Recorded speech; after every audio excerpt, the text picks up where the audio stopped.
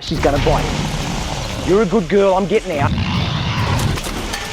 Everyone thinks Steve Irwin was just a crocodile hunter.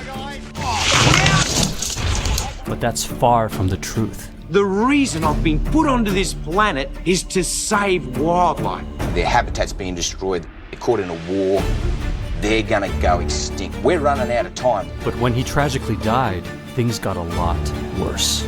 Australia has lost more mammal species than any other continent. Once it's gone, it is gone. So his wife and kids had to step in. Steve Irwin's family is managing the conservation and research at a nature reserve named in his honour. Dad's favourite place in the entire world. But it's also rich in minerals, and now the miners want to move in. If Terry was serious about conservation, she should be encouraging us and working with us. They'll take away all of the trees, grasses and other plants. This is not an evil, this is a good project. We have to stay together and get each other through this. It's inappropriate to use a 10-year-old child in a public debate. He won the first round of this battle, a court order giving him access to the reserve. We're seeing terrible environmental destruction. Towns decimated, communities ruined. If we do nothing, we're in trouble.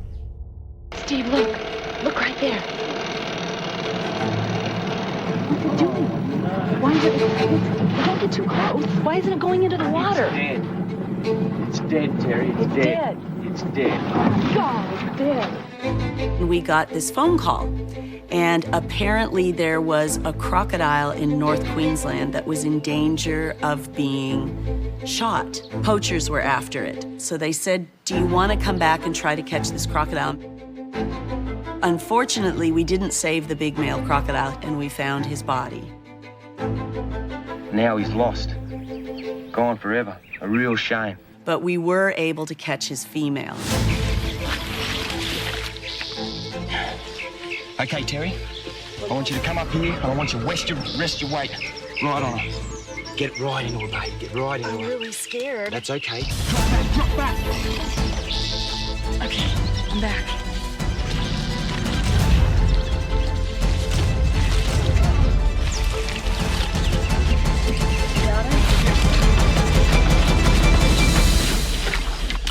That's incredible. I've been put on this planet to protect wildlife and wilderness areas, which in essence is going to help humanity. I want to have the purest oceans. I want to be able to drink water straight out of that creek. I want to stop the ozone layer. I want to save the world. And you know, money's great. I can't get enough money. And you know what I'm going to do with it? I'm going to buy wilderness areas with it. Every single cent I get goes straight into conservation. The time has come where if we don't get animals into people's hearts, they're gonna go extinct. Eastern Australia has been placed alongside the most infamous places in the world for forest destruction. Australia has lost more mammal species than any other continent. We're running out of time right now, Larry, right now as we stand here. Our animals are dying, their habitat's being destroyed. Steve was always in a hurry. I want to get as much done as I can while I'm here. I just can't do enough. It drives me crazy that I've got to go to sleep. What made Steve a wildlife warrior and what makes him so different to everyone was he was prepared to do anything for the protection of wildlife. He was afraid of nothing, you know, and the most important thing to him was to get people to embrace wildlife. He came running in one evening after sitting by the fire for a little while, and he said, "We've got to have children. We've got to have children." And so I was like, well, what's the urgency? And he said, who are we going to leave this all to? The whole reason you've been put on Earth is to do this. That's what it seems like.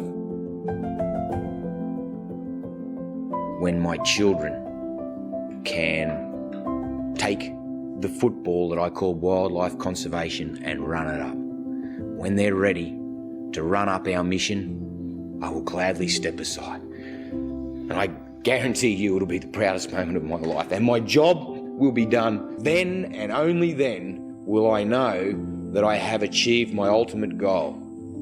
To be able to stand aside and let them run up my mission.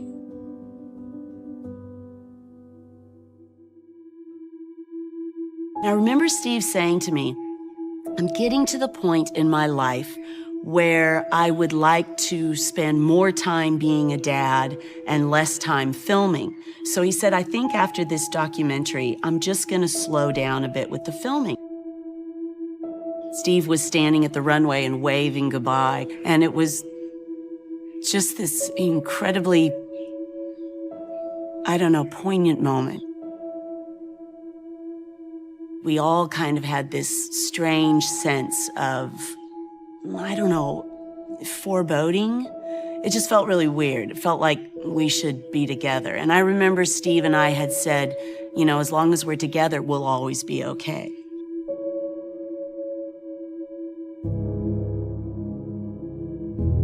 I was traveling, so I couldn't get phone reception, so no one could reach me. And when I got to the destination for the night, they said, you have an urgent message.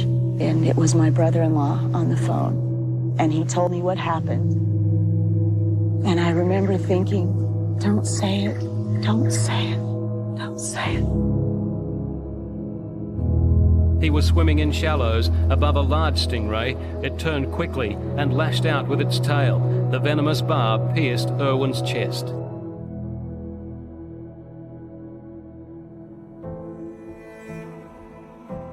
I looked out the window and I thought, oh, my children.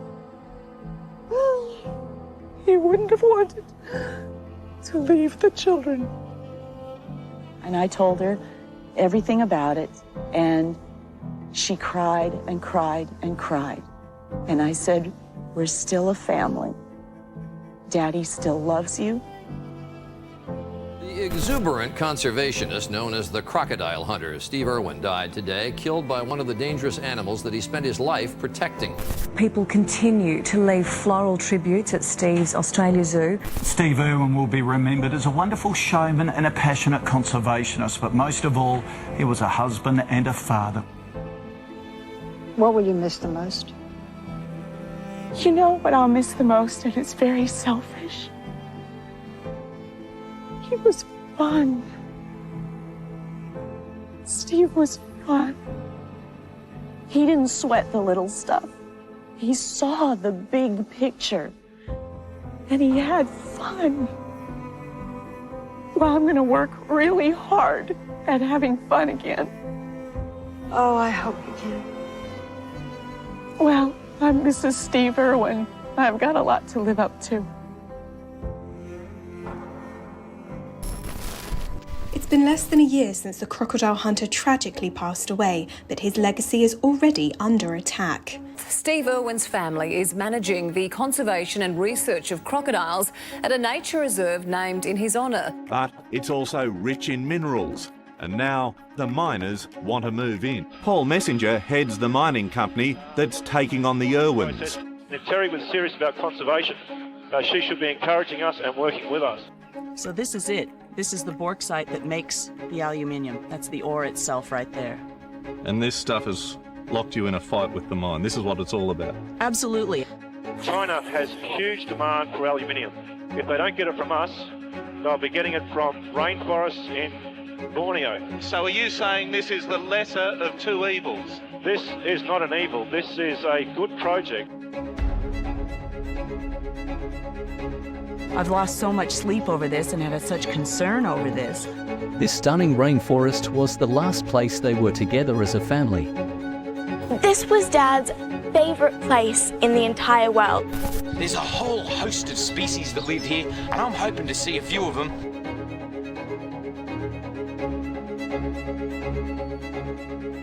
More bad news for Steve Irwin's family, just days before the anniversary of his death. Paul Messenger won the first round of this battle, a court order giving him access to the reserve to carry out an environmental impact study. Not only did Terry Irwin lose the court battle against Cape Alumina, she's being forced to pay the company's legal fees as well. What they don't tell you when you lose someone is that you're afraid. And you expect to be sad.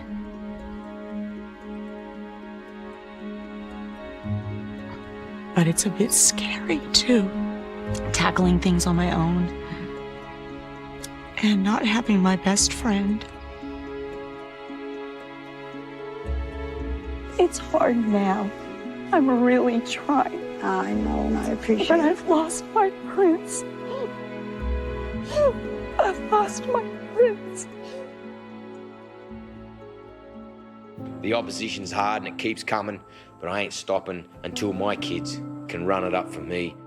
My daddy was my hero. He was always there for me when I needed him.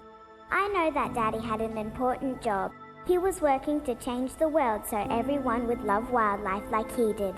He built a hospital to help animals, and he bought lots of land to give animals a safe place to live. I don't want Daddy's passion to ever end. I want to help endangered wildlife just like he did. Daddy made this place his whole life. Now it's our turn to help Daddy. If we do nothing, we're in trouble. And he did more than anybody. So I think we can all do something. We will be wildlife warriors, like Steve Irwin. As miners prepare to move in on Steve Irwin's land, his young children are joining the fight. To get to the bauxite, which is what the mining company wants, first they'll take away all of the trees, grasses and other plants. And then they'll take away all of the topsoil. And then finally they can reach the bauxite. There's nothing left. There are frogs, crustaceans, and fish that live in this water, and rainforests that are fed by this water, so all of that would die. We're talking about complex issues, and I think it's inappropriate to use a 10-year-old child in a public political debate of this nature. No one made it more poignant that one person could make a difference than Steve. If you've got a message and something important to say, and you have the opportunity to reach a greater audience, I think it's important. An online petition has been created, hoping to get public support to help save Steve's place.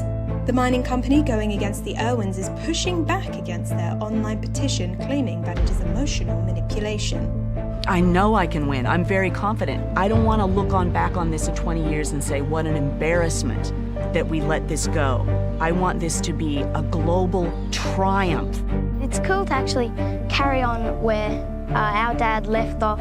To keep his memory alive and protect the Steve Irwin Wildlife Reserve for future generations to come. After an emotional 6-year battle with millions of dollars spent on petitions and campaigns, the Irwin family's fight has finally come to an end. In a shocking turn of events, the Queensland government announced that mining will be banned on the Steve Irwin Wildlife Reserve, giving the reserve more protection than the Great Barrier Reef. This incredible wilderness area is the size of the city of Chicago and New York combined. 335,000 acres of government-protected land.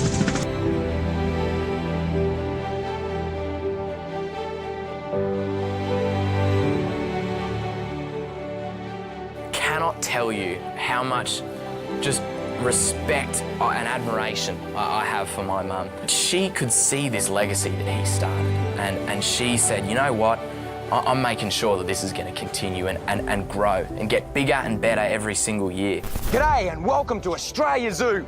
G'day and welcome to Australia Zoo. My mum and dad built the zoo from a tiny little reptile park to what it is today.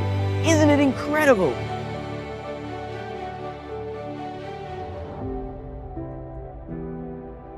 We've expanded our conservation properties. We've got a wildlife hospital now that's treated over 76,000 animals. I'm very proud of being part of something that is now even bigger than when Steve was here. And, you know, everyone saw Dad as this larger-than-life character, which he was in real life, 120% every single day. But, you know, Mum's the one who's kept it going. It's pretty special. We want to make sure that everything that Dad lived and died for continues on forever, and we work every single day with our conservation. That's my mission. I want to really continue his work and make sure that his memory and his message is kept alive. It's never really been what we do, it's just who we are. I know he'd be very proud of his kids today and what they are achieving in their lives. When they're ready to run up our mission, I will gladly step aside. Then and only then will I know that I have achieved my ultimate goal.